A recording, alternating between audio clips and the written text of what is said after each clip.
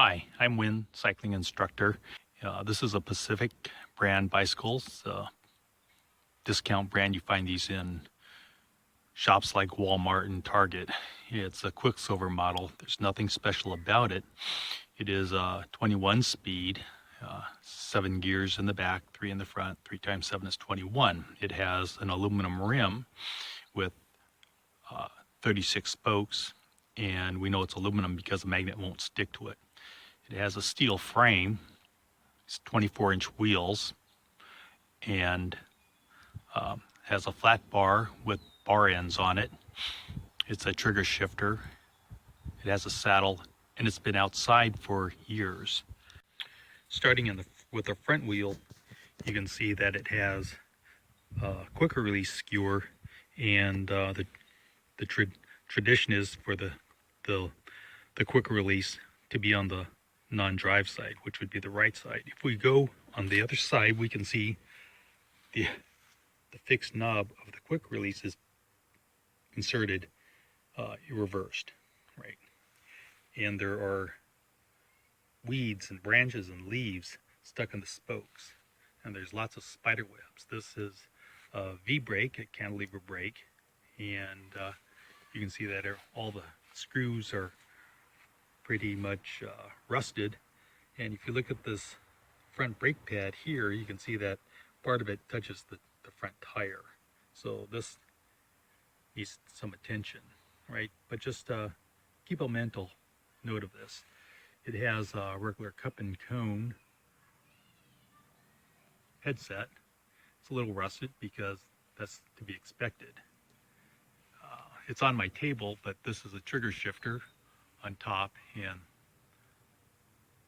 the right-hand grip is worn because it's been outside, and it has a trigger shifter on the left side along with the bar end and matching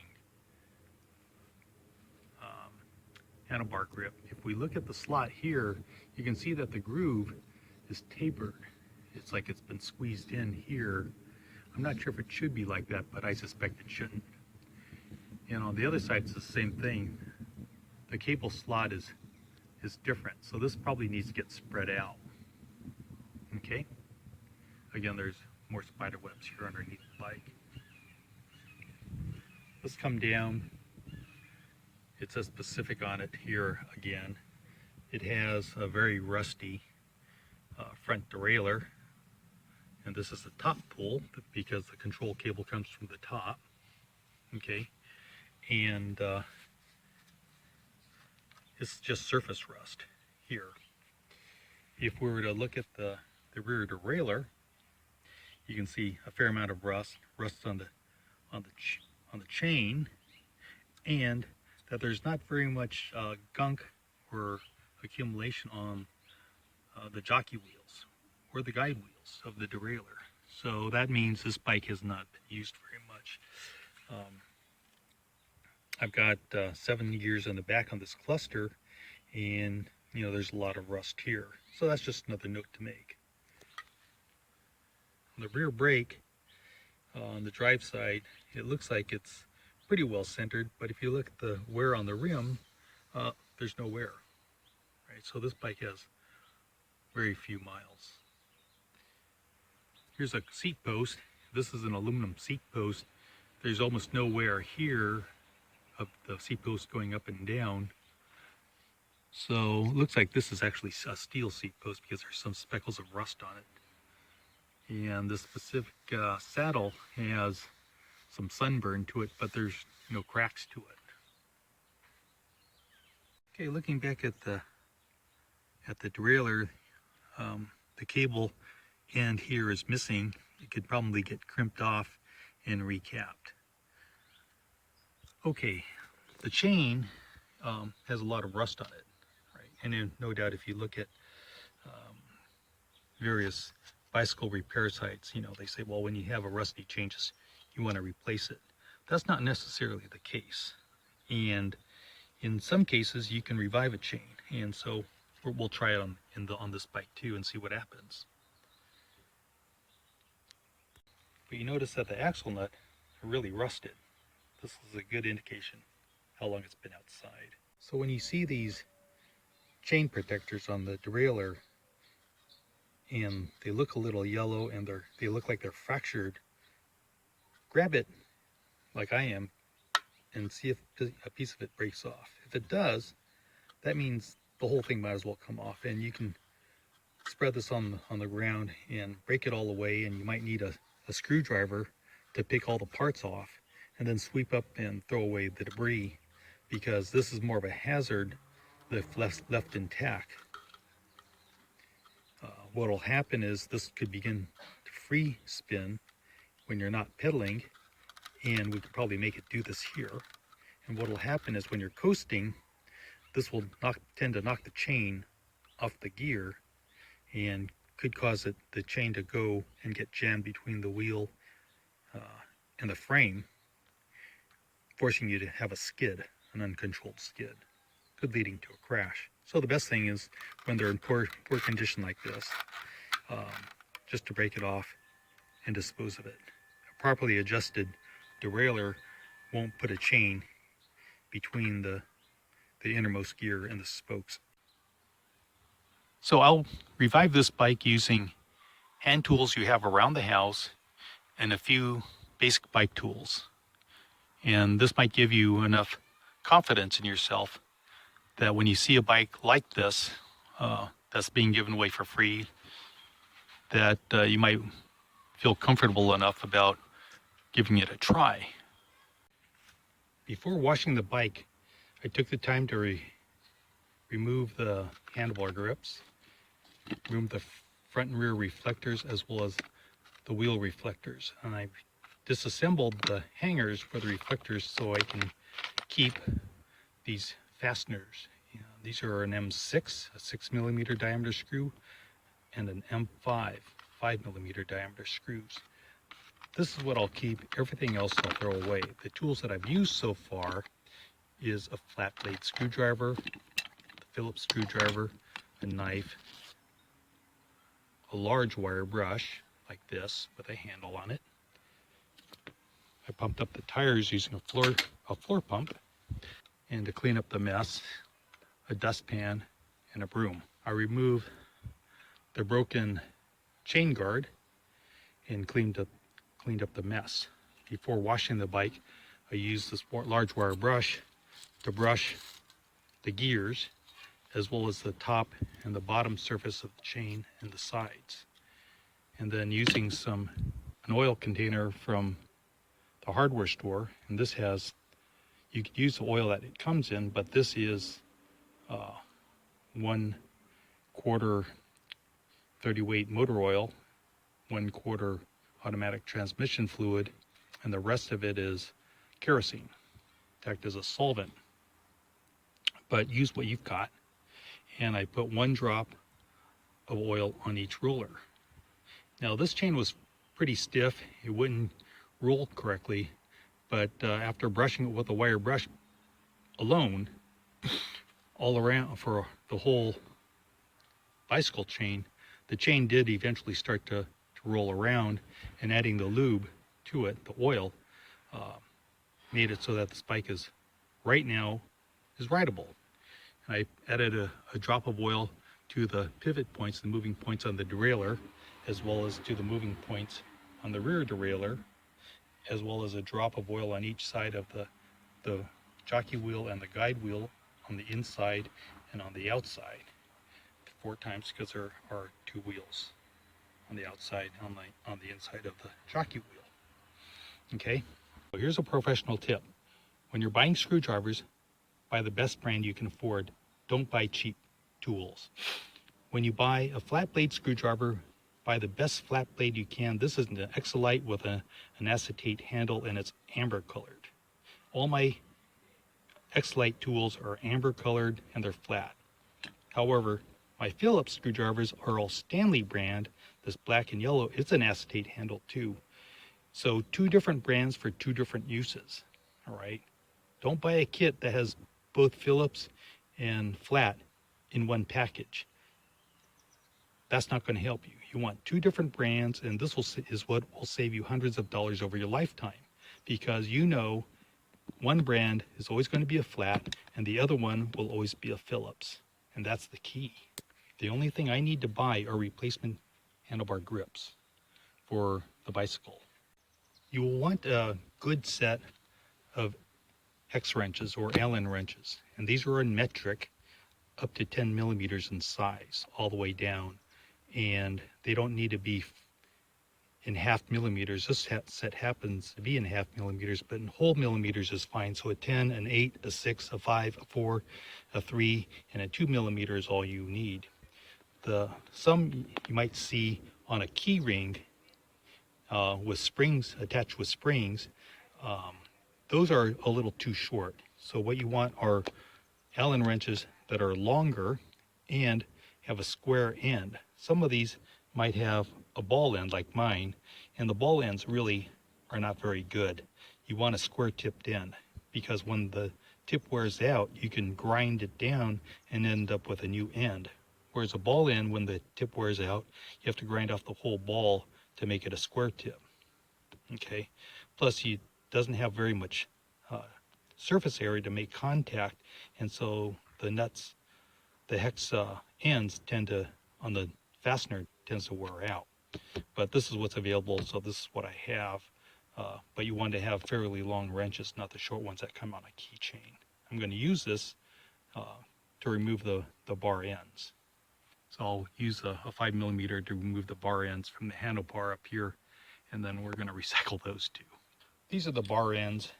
These are the plugs for the handlebars. We're saving these, but these bar ends we're going to recycle because they're just decoration.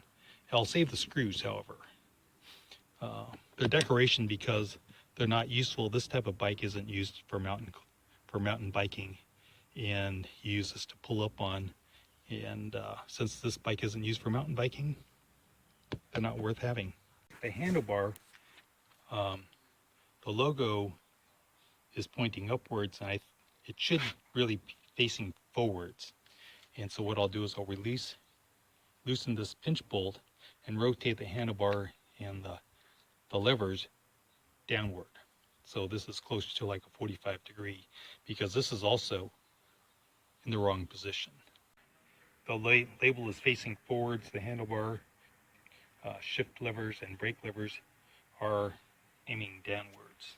These are the grips that I have in stock for Fix Your Bike Day. They only cost about $1 or $2. To install these, I'll clean the handlebar, make it free of oil, and then put some alcohol or nail polish remover on the inside of this so that it'll slip and slide it on. So the grips are installed, but you can see that there's a large gap here. And so what I'll do is I'll loosen the clamp bolt here and move it inwards, but I'll use my 10 millimeter Allen wrench as a spacer, so there'll be a gap of 10 millimeters, right? And I'll try to maintain the same angle.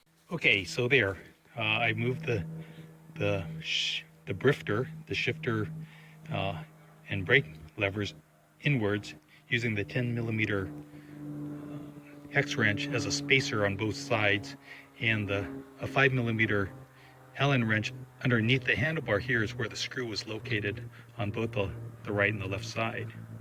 Okay, and the angle is still the same. You can sight from behind near the saddle, close one eye and look and make sure that the angle is the same by seeing how much of the shifter or the mechanism you can see, and just make sure it's equal on the left and right side.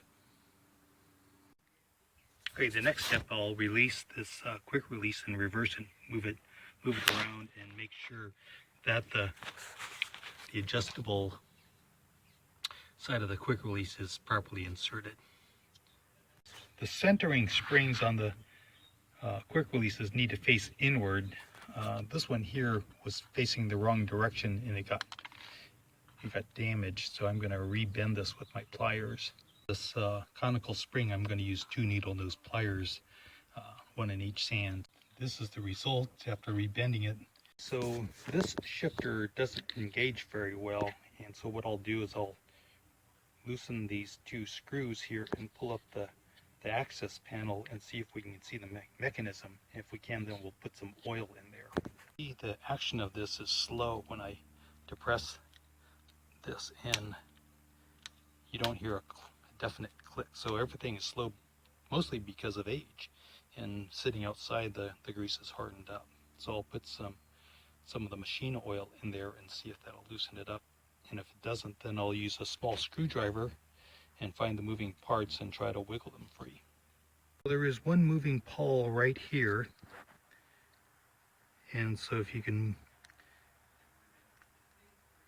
and this springs back pretty quickly now. I put a drop of oil, a slug of oil in here, and some oil down here, and down and below, and over here. Okay. And so now we can, this moves a lot faster, and this looks like it's going to trigger. And now you can hear, just heard 2 clicks, right? 1, 2, and 1 and 2. So this is fixed. With the access panel back on, you can see that the trigger works, and the indicator also rotates. This side works fine, so I'm not inclined to take it apart. Okay, in this next step, I'm going to use a small adjustable wrench or a 9mm combination wrench. Combination wrench is both open wrench and a closed end wrench. That makes it a combination. To release the anchor bolt on the front derailleur, move it a little bit so that the cage is in line with the gear. And I'm in the large chain ring. I get some chain rub because if you look closely, the cage here is not in line with the teeth of the gears. It's tilted inwards a little bit here. So you can see down on the right, it's in line, and then there's a gap on the left of that cage. So I'm going to loosen the bolt that clamps on to the seat tube and move this just a little bit so it's in line. That small amount is enough to cause rub. That bolt is right here. And so I'll shift to the smallest gear so that there's no tension on this, so it doesn't pull the clamp down. The chain ring, the front shifter, I'm going to screw in the adjuster all the way in, and I'm in the small gear. The cable is very loose. With the 9mm wrench or the adjustable wrench, I'll loosen this pinch bolt up and pull the cable through to remove the slack. Now remember, in this case, the cable comes around the right side of the bolt and up, right? Mostly the most important part is the cable comes on the right side. And so if it does fall off, I want to make sure it's routed in the same place. On the right side, it's very loose. So I'm going to take the adjuster, the barrel adjuster, and I'm going to try to screw it in all the way. This one seems to be kind of stuck, so that might be all I can do. All right, I guess I'll just have to leave that the way it is. The last step I'll do is I'm going to use an 8mm Allen key, and I'm going to remove this kickstand because it gets in the way. All right, so this is the bike after I've done some of the repairs. It's rideable and it looks nice. Notice all of the reflectors are gone, and the quick release is properly inserted. The front brake works pretty good, and the shifters all function. A lot of the rust has been removed with the large wire brush, and the large rusty nuts on the wheel are cleaned up. The bike doesn't look bad. It looks pretty good. And the rear brake adjustment is fair, and it shifts properly. It's not great, but it's pretty acceptable. And like I said in the previous video, that if I put it on the stand, it would probably come out much better, and I can do that next, just to give you an idea. But if I were a regular person, I saw this bike and picked it up. You can use this video to fix it. And you notice I only used a few tools: wire brush, soap and water, uh, a Phillips screwdriver, a flat screwdriver, and an adjustable wrench. And that's it. That was all that's necessary to get this bike to the current condition. And so this should give you some confidence in doing it yourself.